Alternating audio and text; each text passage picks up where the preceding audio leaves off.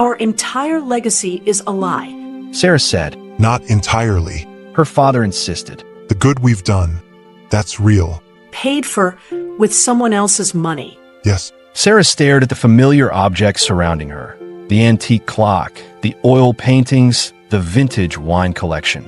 Everything in her world now cast two shadows, what she had always believed and the dark truth of their origin. The antique clock ticked with relentless precision as Sarah spread the childhood photographs across her grandmother's quilted bedspread.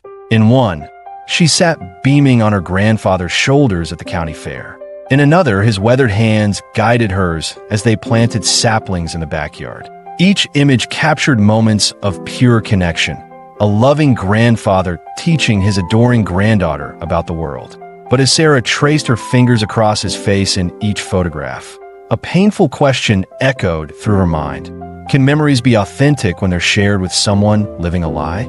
You always stand up for what's right, even when it's difficult, her grandfather had told her once when she was 12, after she'd admitted to breaking a neighbor's window. The memory crashed against her consciousness like waves eroding a cliff face. Was that wisdom authentic, or merely the desperate compensation of a man drowning in his own hypocrisy? Sarah reached for a dusty leather journal she discovered hidden behind her grandfather's collection of first edition war histories.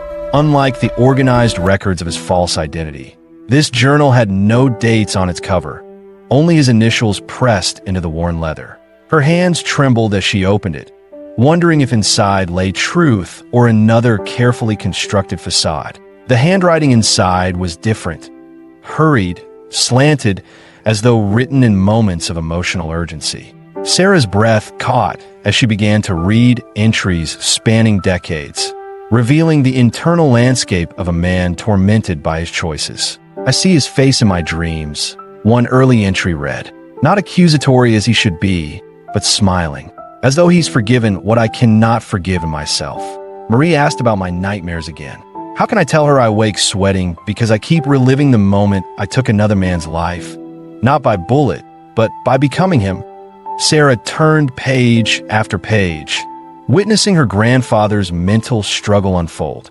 The journals revealed a man who initially justified his actions as necessary for survival, then later focused on protecting his family from his shameful past. Clara started kindergarten today, read an entry from the 1960s.